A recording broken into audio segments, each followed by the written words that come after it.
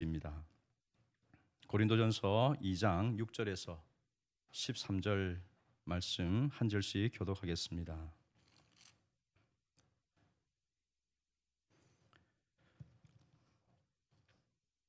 그러나 우리가 온전한 자들 중에서는 지혜를 말하노니 이는 이 세상의 지혜가 아니요 또 이 세상에서 없어질 통치자들의 지혜도 아니요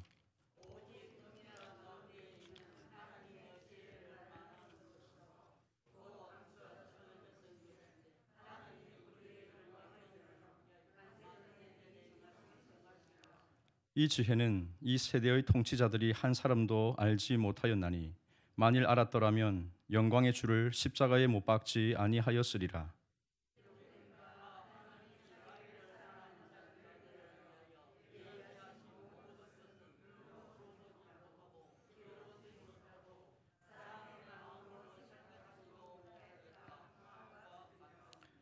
오직 하나님이 성령으로 이것을 우리에게 보이셨으니 성령은 모든 것 곧 하나님의 깊은 것까지도 통달하시느니라.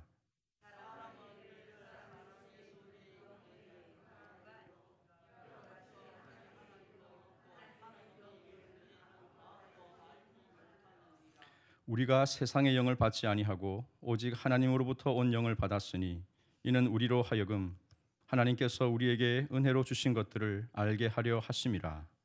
우리가 이것을 말하거니와 사람의 지혜가 가르친 말로 아니하고 오직 성령께서 가르치신 것으로 하니 영적인 일은 영적인 것으로 분별하느니라.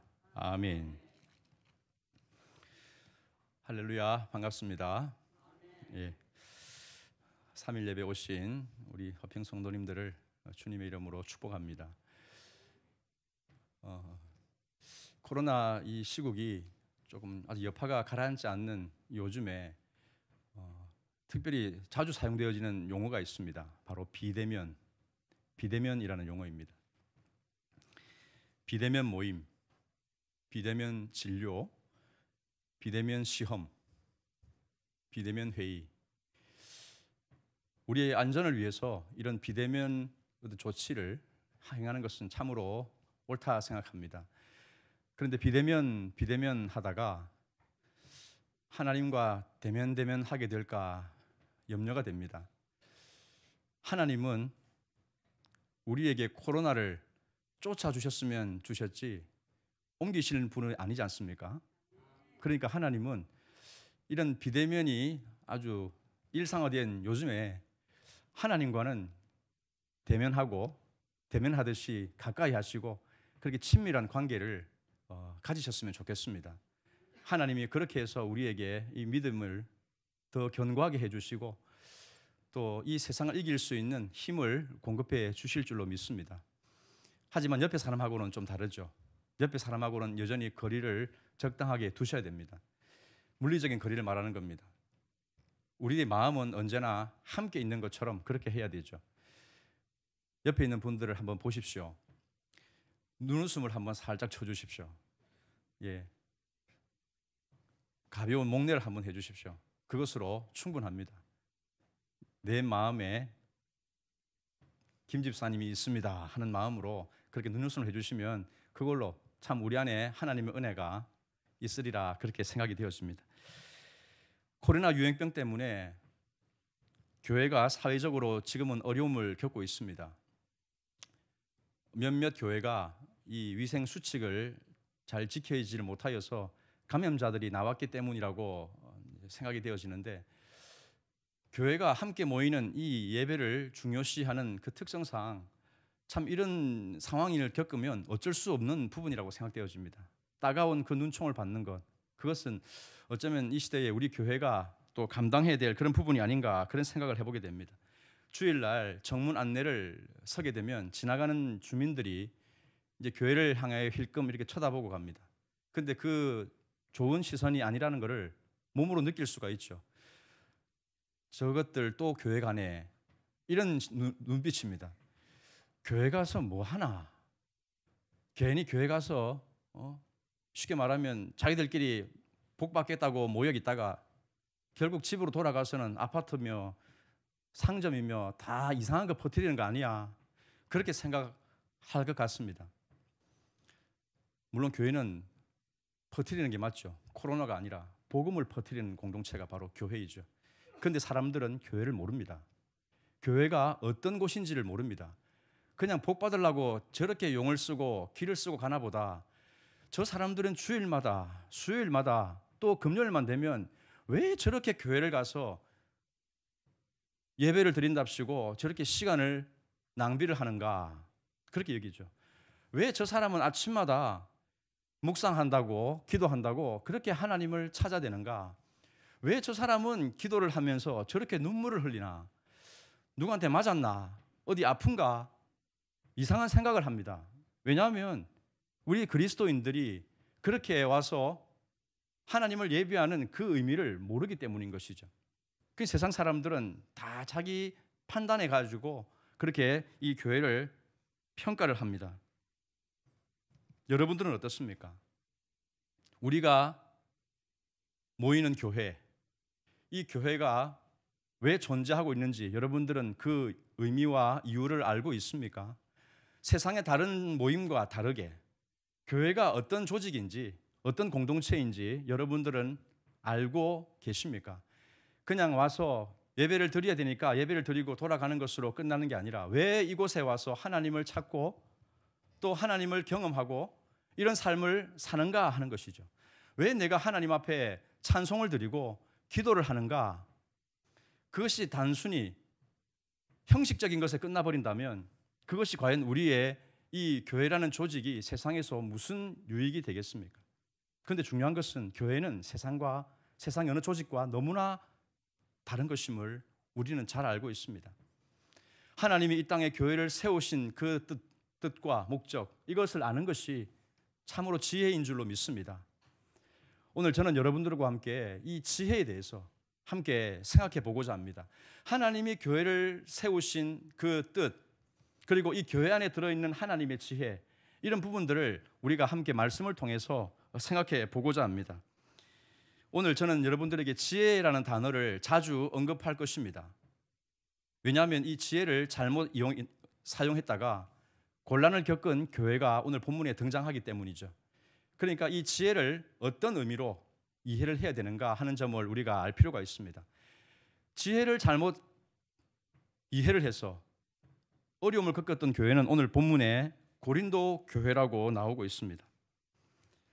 오늘 이 본문에서 사도 바울은 이 교회가 겪고 있는 분쟁을 통해서 참된 지혜가 무엇인지 그것을 우리에게 알려주고 있습니다. 여기 두 종류의 지혜가 있습니다.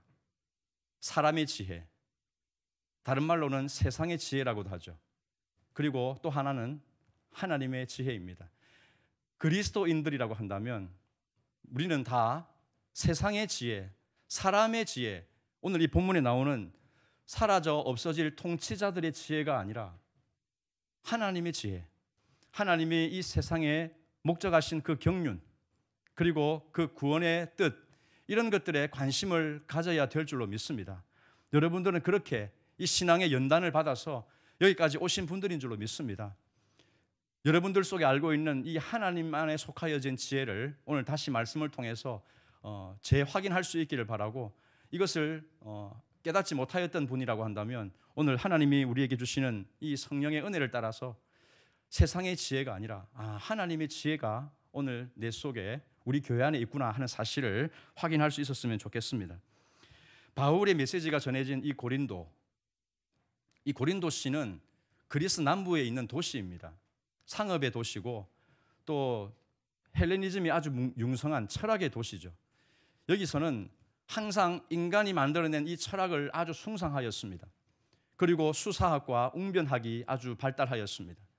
그러니까 사람들은 이렇게 철학이 만들어낸, 인간의 사상이 고안해낸 이런 철학들을 숭상하면서 인간의 존재의 본성이 무엇인지, 또 우주의 이 존재가 어떻게 형성이 되어졌는지, 이런 호기심들에 대해서 답을 찾아가는 것을 너무나 좋아했던 그런 사람들이 바로 고린도 시민들이라고 할 수가 있겠습니다.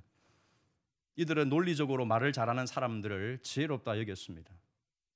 인간의 본성이나 이 우주가 형성되어진 그 궁금증에 대해서 답변을 할 수 있는 사람들을 지혜자라고 그들은 여겼습니다. 이런 고린도 도시의 이 풍토가 고린도 교회 안에도 그대로 유입이 되어졌습니다. 고린도 교회 안에서도 여전히 세상에서 추앙하고 그렇게 자랑하던 이 지혜가 스며들어와서 복음의 진정한 의미들을, 참된 이 복음의 내용들을 이렇게 희석시켜버리는 그런 일들이 일어났습니다. 세상 지혜를 자랑하던 고린도 교회의 일부 성도들이 아마 복음을 피상적으로 이해하였던 것 같습니다. 그 증거들은 이 고린도 전반부에 걸쳐서, 전부에 걸쳐서 잘 드러나고 있죠. 그 중에 하나가 무엇입니까? 바로 분쟁입니다. 분쟁이 이 교회 안에 심했습니다. 야, 저 아볼로라는 사람은 정말 언변이 뛰어나구나, 설교를 너무 잘하는구나 하면서 아볼로에게 확 매료되어지는 그런 사람이 있었습니다. 그러면 또 한쪽에서는 거기에 반발해서 무슨 소리, 예수님의 수제자라야 진정한 지도자가 아니겠냐 하고는 또 반발을 합니다. 그럼 또 한쪽에서는 또 자신의 목소리를 내죠. 허허, 이 사람들아, 이 교회를, 이 고린도 교회를 누가 개척했는지를 잊었는가 하면서 저마다 자기의 논리와 주장에 따라서 자신의 따르는 사람이 옳다라는 이 의식들이 거기에 너무나 강했습니다. 아볼로파, 베드로파, 바울파가 그렇게 이 교회 안에 파벌이 되어져서 교회가 깨어져 버릴 위기에 처해져 있었습니다. 이들이 추구했던 세상의 지혜, 사람을 따르는 지혜, 이것이 하나님의 교회를 어지럽히는 그런 결과를 낳아버리게 만들었던 것이죠. 그런데 우리가 한 가지 오해하지 말 것이 있습니다. 하나님이 이 세상의 지혜를 완전히 폐기해버리시는가? 그것은 아니라는 거죠. 하나님은 언제나 이 세상에 일반 은총으로 주셨던 이 사람들이 추구하는 그 지혜를 완전히 말소시켜버리질 않습니다. 왜냐하면 그 사람들이 궁구하고 만들어왔던 그 학문들이 결국에는 이 사회를 발전시키는 동력이 되어졌으니까 그것은 얼마든지 그 자체로서 가치가 있는 것입니다. 하나님은 세상 지혜를 완전히 소멸시켜버리는 일을 하지를 않습니다. 그런데 우리가 여기서 중요하게 보아야 될 것은 바울이 어떤 측면에 포커스를 맞추고 이 메시지를 던지고 있는가 하는 것이죠. 지혜에 있어서 제한적인 의미 그리고 궁극적인 의미, 이 두 가지를 우리가 구분해서 이해할 필요가 있습니다. 지혜가, 세상의 지혜가 말입니다, 어떤 부분에 있어서는 우리에게 아주 유용합니다. 하지만 그것은 제한적인 그런 한계를 가지죠. 궁극적인 의미에 있어서는 세상의 지혜는 우리에게 어떤 답을 제시해 주지는 못합니다. 예를 들면 우리 인생의 구원의 문제, 우리를 의롭게 하는 문제, 우리를 거룩하게 만드는 문제, 이런 일에 대해서는 세상의 지혜로는 어떠한 정답도 우리에게 내놓을 수 없는 것이죠. 그래서 고린도 교인을 향해서 바울은 이렇게 말을 합니다. 내가 너희에게 하나님의 증거를 할 때 말과 지혜의 아름다운 것으로 말하지 않겠다. 예수 그리스도가 십자가에 못 박히신 것 외에는 나는 아무것도 알지 아니하기로 결정했다. 내가 유창한 세상의 지혜로 복음을 너희들에게 전하다 보면 복음은 능력을 잃을 것이다. 왜냐하면 이 세상의 지혜는 십자가의 도를, 하나님이 이 땅에 내시는 구원의 방법을 미련하다고, 아주 어리석다고 규정하기 때문이다. 그렇게 바울은 이 고린도전서 1장과 2장의 내용에서 밝히고 있습니다. 하나님의 구원의 문제에 있어서 세상의 지혜는 아무런 힘을 발휘하지 못한다. 이것을 간파한 메시지가 바로 바울의 입에서 흘러나왔다는 것입니다. 고린도 교회의 문제가 무엇입니까? 그것은 세상의 지혜를, 이 그리스도가 희생을 당하면서 세우셨던 이 교회에 하나님이 원하셨던 그 지혜보다 더 위에 두려고 하는, 더 위에 두려고 했던 그 일이 여기서 문제가 되어졌다는 것입니다. 오늘 저와 여러분들이 살펴보고자 하는 이 지혜는 세상의 지혜가 아닙니다. 오늘 우리가 살펴보고자 하는 지혜는 무엇입니까? 이것이 7절에 나오죠. 자, 7절 말씀을 우리 같이 읽도록 하겠습니다. 시작. 오직 은밀한 가운데 있는 하나님의 지혜를 말하는 것으로서 곧 감추어졌던 것인데 하나님이 우리의 영광을 위하여 만세전에 미리 정하신 것이라. 아멘. 교회가 세상보다 우위에 점할 수 있는 그 이유가 무엇입니까? 그것은 이 교회는 하나님이 내신 지혜를 따라서 세워졌기 때문입니다. 하나님의 지혜를 이 세상의 가운데 말하기 때문인 것이죠. 하나님의 지혜의 내용이 뭐라고 하고 있습니까? 감추어졌던 것이다 라고 했죠. 만세전에 이미 작정되어진 것인데 감추어졌다가 이제 드러난 것이다 라고 말을 했습니다. 세상 사람들 안에서 만들어졌던 이런 내용들이 아니고 이 천지 만물의 주인이신 하나님이 이 세상 가운데 구원의 뜻을 이루기 위해서 목적하셨던 그 플랜, 그 마스터 플랜이 이제 세상 가운데 모든 사람들이 보기에 밝히 드러나는 그런 사건이 되어졌습니다. 그게 무엇입니까? 바로 예수 그리스도의 십자가의 사건이 아닙니까? 갈보리 언덕에 모든 사람들이 눈으로 쳐다보고 저것이 진리다라고 말할 수 있는 선명한 그 복음이 드러났습니다. 하나님의 지혜가 우리 안에 밝히 드러나게 된 것이죠. 바로 십자가에 못 박히신 예수 그리스도, 그분은 우리의 영혼의 문제를 해결해 주실 수 있는 그런 답을 가지고 계신 지혜로 우리의 눈앞에 밝히 드러나고 있는 것입니다. 예수 그리스도, 그분이 바로 저와 여러분들의 지혜인 줄로 믿습니다. 우리의 생명을 가져다 주시는 지혜, 하나님이 우리를 구원하기를 원하셨던 그 지혜가 바로 예수 그리스도 그 갈보리 언덕의 십자가에 있다는 사실을 우리는 오늘 이 사실을 말씀을 통해서 확인할 수가 있게 되는 것이죠. 골로새서 1장 19절에서 20절 말씀을 우리 같이 읽겠습니다. 한번 펴주십시오. 시작. 아버지께서는 모든 충만으로 예수 안에 거하게 하시고 그의 십자가의 피로 화평을 이루사 만물 곧 땅에 있는 것들이나 그것들이 그로 말미암아 자기와 화목하게 되기를 기뻐하심이라. 아멘. 자, 저기 보십시오. 예수 그리스도의 십자가, 그 피로 화평을 이루셨다고 했습니다. 땅에 있는 것들이나 하늘에 있는 것들이 예수님으로 말미암아 화목을 이루는 이 놀라운 은총이 우리 눈앞에 드러나고 있다는 것입니다. 이미 만세전에 하나님이 작정하셨던 그 하나님께로부터 나왔던 이 구원의 놀라운 경륜이 이제 예수 그리스도 안에서 우리 안에 밝히 드러나고 있다는 사실을 바울은 우리에게 알려주고 있는 것입니다. 사랑하는 여러분, 그리스도의 십자가 사건이 저와 여러분들을 이 영원한 저주로부터 건져내어 주시는 은총의 수단이 된 줄로 믿습니다. 예수 그리스도는 바로 저희들에게 찾아오셔서 우리에게 지혜가 되어 주셨죠. 그 지혜가 이 고린도전서 1장 30절에 보면 뭐라고 했습니까? 예수는 하나님으로부터 나와서 우리에게 지혜와 의로움과 거룩함과 구원함이 되셨다라고 했습니다. 사랑하는 여러분, 예수 그리스도가 우리에게 지혜입니다. 그 지혜의 내용이 무엇입니까? 우리에게 의로움을 줍니다. 어떻게 우리를 이 땅에서 의롭게 할 수 있는지 그 방편이 되시는 거죠. 그리고 거룩함이 되게 해주셨습니다. 부정한 우리가 예수님의 피로 화평을 이루어서 거룩한 존재가 되었다라고 말씀을 합니다. 그리고 구원의 완성이 되었다라고 우리에게 가르쳐 주고 있는 것이죠. 여러분, 이것을 세상에서 누가 이야기를 합니까? 세상에서는 예수님의 십자가를 이야기하면요, 다 고개를 돌립니다. 무관심하고 기피하고 혐오의 대상으로 하나님을 바라보고 예수님을 여기지 누가 거기에 진정으로 자신의 마음을 다해서 굴복하는 자가 있습니까?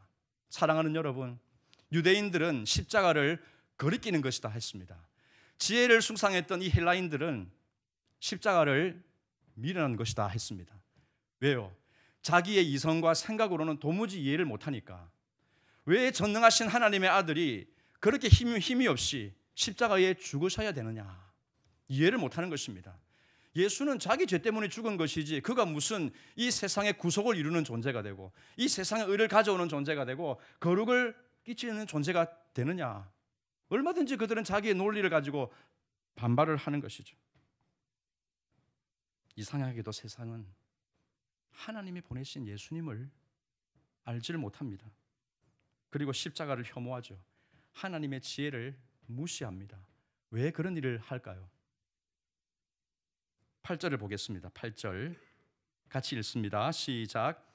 이 지혜는 이 세대의 통치자들이 한 사람도 알지 못하였나니 만일 알았더라면 영광의 주를 십자가에 못 박지 아니하였으리라. 아멘. 이 지혜를 세상의 지혜롭다고 하는 통치자들이 아무도 알지를 못했습니다. 예수님은 그들에게 경외의 대상이 아니었습니다. 저와 여러분들의 입장이 다르죠. 그 사람들은 예수님을 미련하다, 혐오스럽다, 추하다 하고는 배제를 해놓았고 자신들이 원하는 그 지혜의 길로 걸어가 버렸습니다. 그런데 여러분, 우리 잘 알아야 되죠. 이 세상 지혜가 얼마나 이 구원의 문제에 있어서 허약한지를요. 하나님이 계시하신 진리를 깨닫는 데 있어서 인간이 고안해낸 이 지혜가 얼마나 무능력한지를 우리는 잘 알아야 됩니다. 이 세상의 지혜, 그 무엇이 우리를 의의 자리로 인도해 줄 수가 있습니까? 우리를 거룩의 자리로 인도해 줄 수가 있습니까? 구원을 우리에게 선사해 줄 수가 있나요? 다 자기 안에서 만들어낸 그런 생각을 가지고 그럴듯한 논리를 가지고 뭔가 사람들에게 체계화된 내용을 가지고 주장을 하지만, 그래서 사람들의 이목을 집중하고 그런갑다 하고 고개를 끄덕이지만요, 거기에 과연 구원이 있습니까? 타락한 죄인에게서 나오는 그런 사상들이 우리를 어떻게 온전케 할 수가 있겠습니까? 그런데 여러분, 왜 사람들은 이 하나님이 내신 지혜에 귀를 기울이지 않는 것입니까?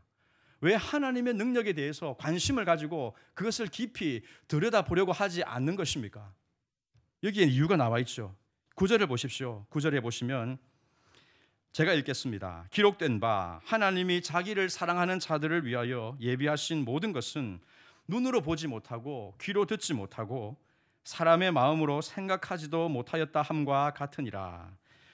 다시 말하면 하나님이 영적인 것을 볼 수 있는, 들을 수 있는, 깨닫는 마음을 열어주지 아니하셨기 때문이라고 말씀을 합니다. 여러분, 그렇습니다. 맹인이, 앞을 보지 못하는 이 맹인이 눈앞에 멋진 풍경이 펼쳐져 있는데도 불구하고 볼 수가 없으니까, 그런 풍경은 없는 거야, 그런 아름다운 장면은 존재하지 않아, 그것을 없다고 여기거나 아주 시시한 것으로 여기는 것은 너무나 당연한 것이 아니겠습니까? 같은 이치입니다. 무엇이 영원한 것이고 무엇이 유한한 것인지, 무엇이 정말 우리를 영원한 그런 생명의 자리로 인도해 줄 수 있는지 이 세상 사람들은 알 수 없기 때문에 그것을 그냥 배제해 버리는 것이죠. 영원한 그 나라에 내가 서기까지 내가 무엇을 투자해야 되는지, 그런 일에 대해서는 아무런 관심을 갖지 못하고 살아가게 하는 것이 이 세상의 정신이고 지혜입니다. 그런 허약한 토대 위에 사람들은 자기의 인생을 건축해 나가고 있죠. 그러면서 사람들에게 저마다 지혜를 내세우고 사람들에게 지혜를 자랑하고 그렇게 합니다. 사랑하는 여러분, 여러분들의 이 믿음의 토대를 잘 살펴보십시오. 나는 이 교회 안에서 하나님이 우리에게 내셨던 이 지혜, 이 예수 그리스도 안에서 발견되어지는 그 지혜의 충만함을 나는 경험을 하고 있는가? 그 충만한 은혜 속에 내가 젖어 있는가? 아니면 교회에 오면서도 여전히 이 세상의 무거운 짐에 짓눌려서 세상의 근심과 염려 속에서, 요즘으로 말하면 이 코로나가 휩쓸고 지나가는 듯한 이 분위기 속에서 노심초사하면서 하나님이 주시는 진정한 평안을 내가 누리지도 못하고 살아가는 자가 아닌가? 우리 자신을 돌아봐야 되겠습니다. 여러분들에게 지혜가 있습니까? 세상 지혜 말고 하나님이 우리에게 그리스도 안에서 약속하시고 우리에게 모든 것을 주시기로 하셨던 그 지혜가 여러분들 속에서 힘있게 작용을 하고 있는지를 돌아보시기를 바랍니다. 여러분, 우리는 이 세상 사람들과 다르게 어떻게 하나님의 지혜를 알 수 있게 되었습니까? 우리는 어떻게 이 세상에 내놓으라 하는 이 똑똑한 사람들도 알지 못하는 그 하나님의 지혜를 알 수가 있게 되었습니까? 여러분들이 뭔가 잘나서입니까? 아닙니다. 그것은 성령님 때문입니다. 성령님. 여기 본문에 나오죠. 10절에 보면 오직 하나님이 성령으로 이것을 우리에게 보이셨으니 성령은 모든 것 곧 하나님의 깊은 것이라도 통달하시느니라. 11절에 이렇게 또 나와 있죠. 11절에 사람의 일을 사람 속에 있는 영 외에 누가 알리요? 이와 같이 하나님의 일도 하나님의 영 외에는 아무도 알지 못하느니라. 성령님이 우리 안에 오셔서 하나님의 깊은 것을 우리에게 열어주셨기 때문에 우리가 주님의 이 지혜를 우리가 알 수 있게 된 것 아니겠습니까? 십자가에 못 박히신 그 예수가 나의 지혜가 되셨다라는 것, 그분이 나의 의가 되셨다라는 것, 나의 거룩함이 되셨고 나의 구속함이 되셨다라는 것, 그거는 내 속에서 만들어지는 지식이 아니지 않습니까? 여러분, 성령님이 여러분들 속에 계십니까? 성령님이 여러분들 안에 역사하고 계십니까? 그렇다면요, 우리는 뭔가 색다른 능력을 구할 것이 아니라 예수 그리스도가 누군지를 밝히 아는 지식, 이것을 내가 더 깊이 알 수 있기를 성령께 구하는 그런 자가 되어야 됩니다. 여러분, 세상 사람들은 능력을 구하죠. 세상 사람들은 자신이 뭔가를 할 수 있다는 지혜를 구하죠. 그런데 우리 믿는 사람들은 아닙니다. 우리가 뭔가 능력을 나타내는 자가 아니고, 우리가 뭔가 지혜롭다고 말하는 자가 아니고, 내 안에 지혜가 되셨던 예수 그리스도를 드러내는 삶이 참된 그리스도인의 모습인 것이죠. 그 일을 위해서 성령님은 우리에게 은사도 주시고 지각도 열어주시고, 내 같은 누추한 자도 하나님께서 은총을 부어주셔서 쓰임받게 하시는구나, 일꾼으로 사용하여 주시는구나. 그리스도를 드러내기 위함입니다. 그리스도를. 그 갈보리 언덕에 그 선명한 십자가가 사람들에 하여금 무색하지 않도록, 시선이 흐려지지 않도록 저 십자가를 바라보라고 여러분들이 이 교회 안에서 하나님의 은혜를 받는 것이고, 말씀으로 여러분들이 지혜를 쌓아가는 것입니다. 사람들에게 말을 하라고요. 담대하게 그리스도의 지혜와 능력을 선포하라고 그렇게 하는 것이죠. 사랑하는 여러분, 성령을 받은 사도 요한이 이렇게 고백을 했습니다. 요한 1서 1장 1절 2절에 보면 태초부터 있는 생명의 말씀에 관하여는 우리가 들은 바요, 본 바요, 우리 손으로 만진 바라. 이 생명이 나타내신 바 된지라. 이 영원한 생명을 우리가 보았고 증언하여 너희에게 전하노니 아버지와 함께 계시다가 우리에게 나타내신 바 된 이시니라. 요한이 그렇게 말했습니다. 태초에 있는 생명의 말씀이 우리 눈앞에 영원한 생명이 나타났다라고 말을 하고 있습니다. 우리는 그분을 만졌고 보았고 말씀을 들었다고 생생하게 증언하고 있지 않습니까? 성령을 받은 사도 바울은 또 어떻게 고백을 합니까? 오늘 이 본문에서 그렇게 하나님의 지혜를 설파하였던 이 사도 바울은요, 명석하기로 유대 사회가 이미 다 알려졌던 그런 똑똑한 박사였습니다. 그런데 이 사람이 세상의 지혜를, 이 통치자들이 추구하는 지혜를 배설물처럼 여겼다고 했습니다. 배설물처럼. 바울은 세상의 지혜를 절대로 폄하하는 사람이 아닙니다. 그런데 그가 왜 배설물처럼 여겼다고 말을 하였습니까? 인간의 근본적인 문제, 이 죄에 얽매여서 도무지 헤어날 수 없는 이 저주받을 문제에 대해서는 이 세상의 지혜는 털끝만큼도 힘을 쓰지 못한다는 사실을 그가 알았기 때문인 것이죠. 그가 십자가의 복음을 알았기 때문에, 성령께서 그를 가르쳐 주셨기 때문에 하나님의 구원과 관련해서는 아무런 힘을 쓰지 못하는 이런 세상의 지식들은 배설물과 같구나, 그렇게 여겼다는 것 아니겠습니까? 바울은 우리 인간의 존재, 그리고 우리 인간의 부요함, 이것이 어디로부터 오는지 그 문제에 대한 해답을 손에 쥐고 있었기 때문에 불신앙으로 가득한 이 세상을 미련하다고, 어리석다고 그렇게 여겼다라는 것입니다. 고린도전서 1장 25절 말씀 같이 한번 보겠습니다. 읽습니다. 시작. 하나님의 어리석음이 사람보다 지혜롭고 하나님의 약하심이 사람보다 강하니라. 아멘. 여러분, 아멘입니까? 하나님의 어리석음이 사람보다 지혜롭다. 하나님의 이 약함이 사람보다 강하다. 여러분 동의하십니까? 맞습니다. 여러분 마스크를 쓰고 계시죠? 뭐 큰 소리로 침 튀기며 가면서까지 고백할 필요가 없습니다. 마음으로 그냥 동의만 하시면 됩니다. 충분합니다. 그렇죠. 하나님의 지혜가 이렇게 위대하다는 사실을, 바울의 이 메시지를 우리는 아멘으로 이렇게 수납을 합니다. 여러분, 근데 그 지혜를 알게 된 것이 성령님의 은혜라고 가르쳐주고 있죠. 성령님의 은혜. 성령의 은혜로 우리가 살지 않으면 우리는 한순간도 여기서 호흡을 할 수가 없는 자라는 사실을 우리는 인정해야 될 것입니다.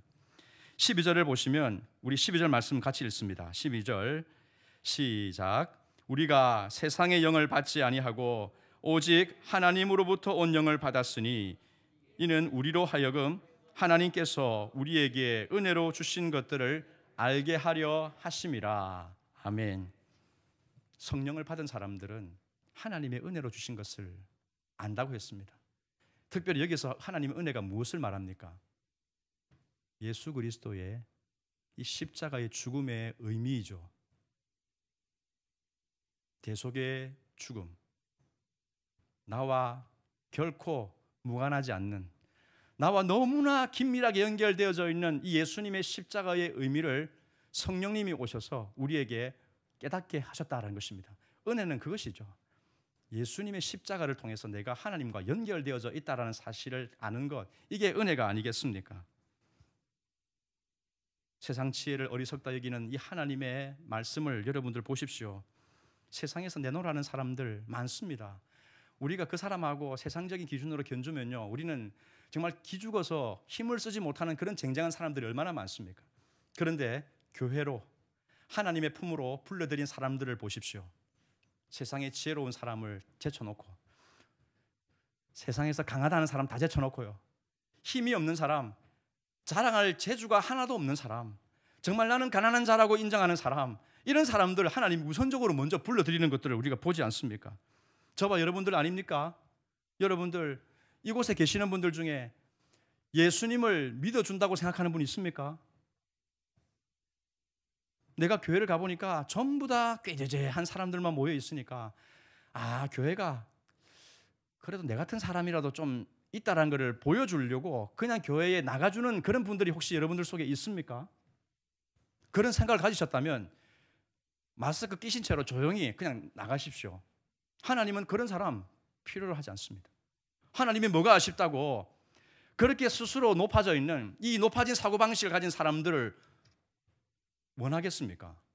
아닙니다. 우리는 전부 다 가난하고 전부 다 연약하고, 하나님 나는 이 지에 대해서는 너무나 무지랭이 같은 인생이라고 고백하는 사람들, 그런 사람들 하나님께서 귀하게 보시고 불러들이시는 줄로 믿습니다. 사랑하는 여러분, 고린도 교인들은 분쟁했습니다. 아볼로파, 베드로파, 바울파, 심지어는 그리스도파라고까지 하면서 이 무리들과 나누어지는, 나는 너희들과 달라라고 말하는 사람들이 여기에 있었습니다. 그런데 이런 분들이 무엇입니까? 다 나름대로 타당한 근거가 있지 않습니까? 이 사람들은 똑똑한 사람들입니다. 그러니까 그냥 무대뽀로 내가 추구하는 그거를 주장하지 않습니다. 타당한 근거를 가지고 다 자기 파가 옳다라고 그렇게 여기는 사람들이죠. 그런데 여러분, 이 고린도 교회가 이 파당의 문제로 시끄러웠던 이유는 무엇입니까? 저마다 다 자기 지혜가 옳다라고 얘기했던 것 아니겠습니까? 세상의 지혜가 교회에 그대로 들어왔습니다. 하나님께서 만세전에 작정하시고 예수 그리스도를 통해서 우리에게 이루고자 하셨던 그 구원 경륜의 목적이 무엇인지를 이 사람들이 알았더라면, 복음을 피상적으로가 아니라 진짜 이 복음의 가치를 알았더라면 그들은 그렇게 파가 나누어질 수가 없습니다. 여러분, 여기 보시면 에베소서 1장 10절에 보면 이렇게 말씀하지 않습니까? 하늘에 있는 것이나 땅에 있는 것이 다 그리스도 안에서 뭐가 되게 하려 하심이라고요? 통일. 하늘에 있는 것, 땅에 있는 모든 것들이 다 그리스도 안에서 통일되게 하시는 것이 하나님의 지혜의 완성이라는 것입니다. 여러분, 통일입니다. 통일. 하나님의 소원이 통일이고 우리의 소원이 통일입니다. 그리스도 안에서의 연합, 이것을 깨뜨리는 것이라면 그 사람의 지혜는 헛것인 것이죠. 나의 옳다라고 여기는 그 지혜는 하나님의 지혜가 아니고 세상의 지혜라는 것입니다. 이게 교회를 깨뜨리는 행위고요, 성령을 근심케 만드는 행위라는 사실을 기억해야 되겠습니다. 내가 아무리 옳은 주장을 가져도요, 이것 때문에 교회가 고통을 받고 어려움을 겪는다면 내 주장을 굽혀라. 이게 하나님이 우리에게 주시는 교훈 아닙니까? 성숙한 사람은 그렇게 하는 것이죠. 야고보서 3장 17절 말씀을 우리 같이 한번 읽어보겠습니다. 자, 시작. 오직 위로부터 난 지혜는 첫째 성결하고 다음에 화평하고 관용하고 양순하며 긍휼과 선한 열매가 가득하고 편견과 거짓이 없나니. 아멘. 위로부터 난 지혜, 성령님이 우리 안에 오셔서 만들어내시는 성품이 무엇인지를 여기에 잘 소개하고 있지 않습니까? 성결하다 하였습니다. 관용하고 화평하고 양순, 긍휼이 있다 하였습니다. 편견과 거짓은 힘을 쓰지 못하는 것이 성령을 받은 사람, 하나님의 지혜를 받은 사람의 특징이라고 소개를 하고 있습니다. 이것이 아니고 고린도 교회처럼 팔을 만들고 내 사람을 만들고 그렇게 하면 그것은 성령을 사실은 모르는 거죠. 성령이 내 마음속에 있는데 내가 알고 싶은 것만 성령을 요리하고자 하는 나의 중심, 이기적인 그런 자아의 다름이 아닌 것입니다. 여러분, 오늘날에 우리 교회 안에 파가 있습니까? 있을 수 있죠. 기도파, 묵상파. 제가 중국 무협 소설을 좋아하는데 거기 보면 철산파가 있습니다. 철산파 들어봤습니까, 여러분? 무협, 이게 남자분들은 별로 안 계시니까 잘 모르실 수 있겠네. 무당파는 들어봤고 화산파는 들어봤는데 철산파라고 있나? 제가 만들어낸 파입니다. 철야기도파, 산기도파, 고수들이죠, 고수들. 요즘에는 오늘날에는 이런 철산파의 고수들이 점점점 사라지는 것 같습니다. 그들이 참 교회를 다 할 때는 진짜 이 교회가 뭔가 든든한, 그렇지 않습니까? 이 기도하는 사람이 있으면요, 이 교회는 정말 소망이 있거든요. 그런데 문제는 그 고수들이 파가 나뉘어져 가지고 있으면 어떻게 되겠습니까? 기도하는 사람들 중에도 통성기도를 해야지, 아니야 묵상기도를 해야 돼, 또 파가 나뉘어질 수 있습니다. 오늘같이 이 코로나가 유행하는 이 시기에는요, 예배파, 예방파 나뉘어질 수 있습니다. 무슨 소리야, 조심하면서 예배는 들어야지, 예배파입니다. 아직은 일러, 지금은 조심해야 될 때가 아니겠냐, 예방파입니다. 서로 자기가 옳다고 합니다. 다 근거가 있죠. 그런데 여러분, 이것 때문에 교회가 또 나누어져가 되겠습니까? 자기 주장이 옳다라고 막 주장하면서 대립을 해서 되겠습니까? 하나님이 우리에게 주시는 지혜, 위로부터 난 지혜는 성결하고 화평하고 양순하고 관용하고 긍휼하다 그랬는데 과연 어떤 것이 참된 지혜이겠습니까?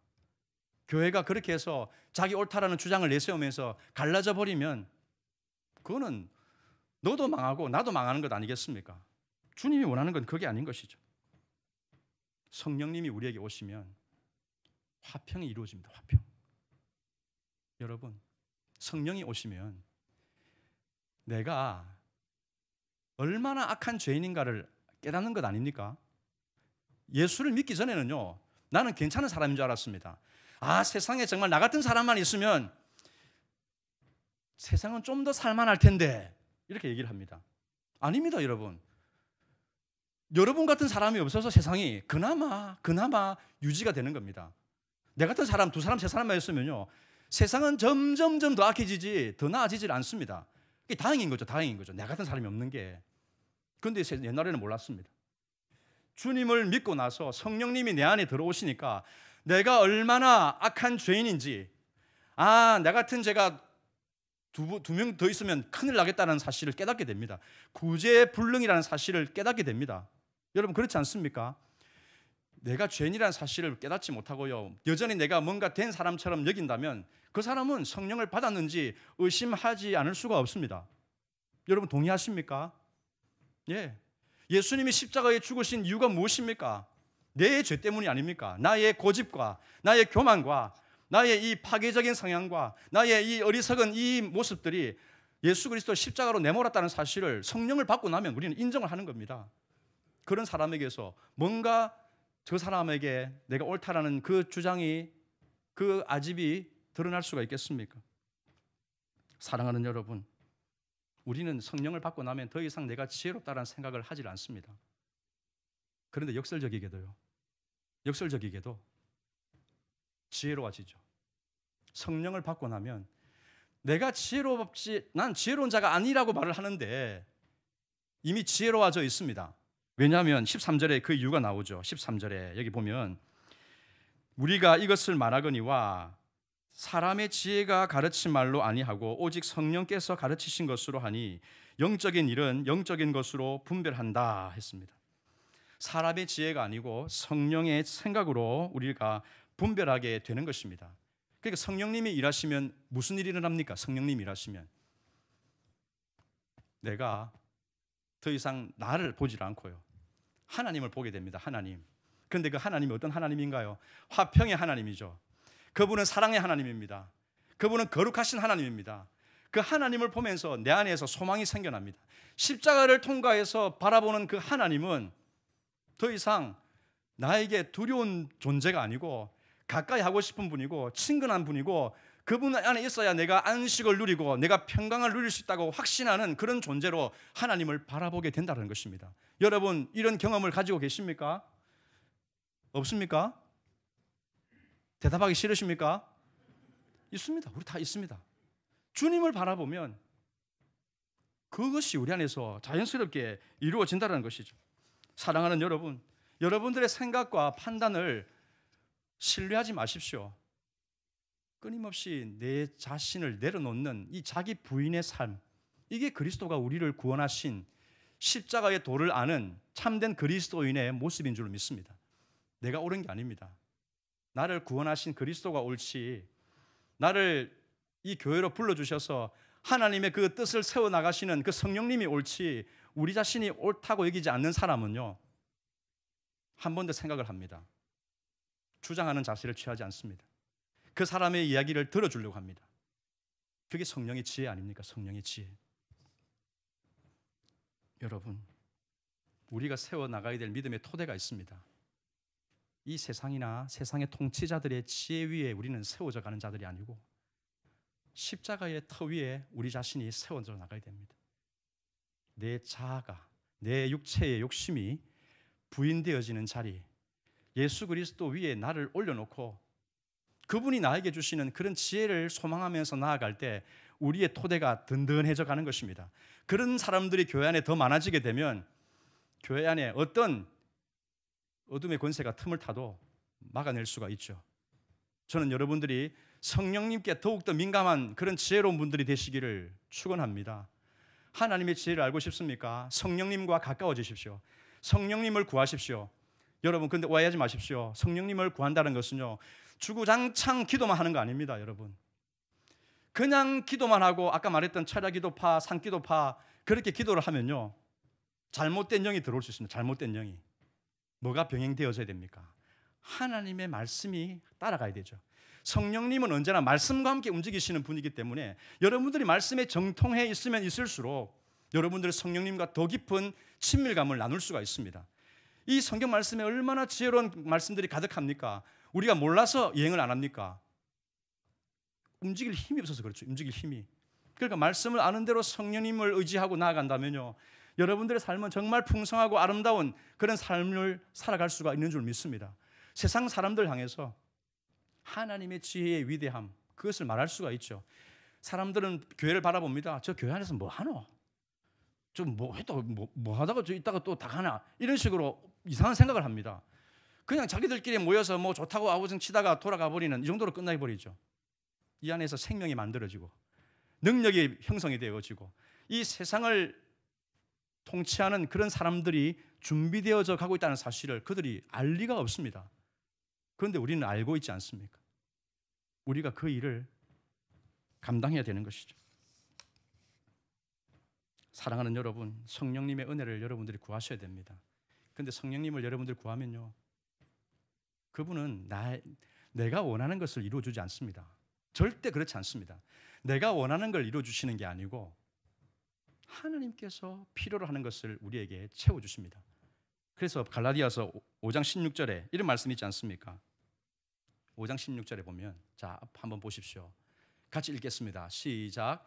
내가 이르노니 너희는 성령을 따라 행하라. 그리하면 육체의 욕심을 이루지 아니하리라. 아멘. 육체의 욕심을 이루지 않는다 했습니다. 성령님이 오시면 우리 안에 있는 하고 싶은 것을 이루어주는 게 아니고 하나님의 뜻하신 대로 우리 자신을 맞춰가니까 육체의 욕심은 무너지고 하나님의 그 소욕, 하나님의 기뻐하시는 뜻에 내가 자꾸만 반응하고 싶은 그런 거룩한 의지들이 만들어집니다. 그렇게 하면서 교회는 성숙해져 나가는 것이죠. 여러분, 우리는 이 진리를 기억해야 되겠습니다. 교회가 그냥 사람들이 모여 있는 곳이 되면 세상 조직과 다를 바 하나도 없습니다. 이곳에서 그리스도가 드러나지 않는다면 우리의 모임은 아무런 유익이 없습니다.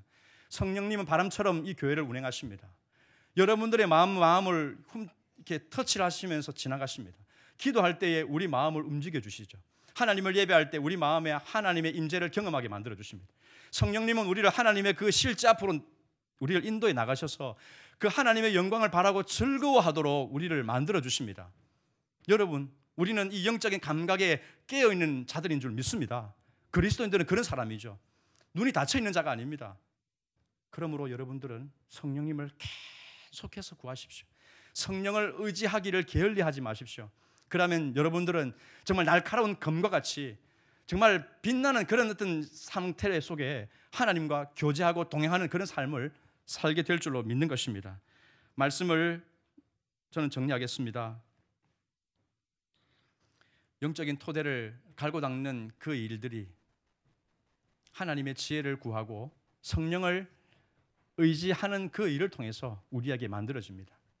세상은 교회를 위험한 집단이라고 치부합니다. 내용을 모르면 겉모습만 보면 모였다가 흩어지면 코로나도 함께 모였다가 코로나가 다 흩어질 것 같은 그런 생각이 들죠. 절대 아닙니다, 여러분. 주님의 교회를 하나님께서 지켜주시죠. 우리는 이 세상에 나갈 때 위험을 그들에게 끼치는 자들이 아니고 살리는 자가 되려고 나가는 것 아닙니까? 살리는 자가 되려고. 그러므로 오늘 저와 여러분들이 오늘 이 말씀을 기억하시고, 아, 내 안에 하나님의 지혜가 정말 날카롭게 선명하게 드러나도록 내가 주님을 의지하며 나아가야 되겠구나. 주님 앞에 기도하는 그런 여러분들이 되시기를 바랍니다. 말씀을 가지고 기도하는 분들이 될 수 있기를 바랍니다. 그리고 화평을 도모하는 분들이 될 수 있기를 바랍니다.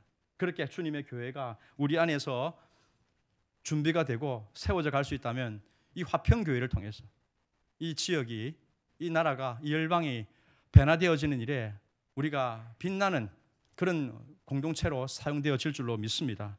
이 하나님을 찬양하고 우리가 하나님을 섬기면서 나아갈 수 있기를 주님의 이름으로 축원합니다. 기도하겠습니다. 사랑의 하나님,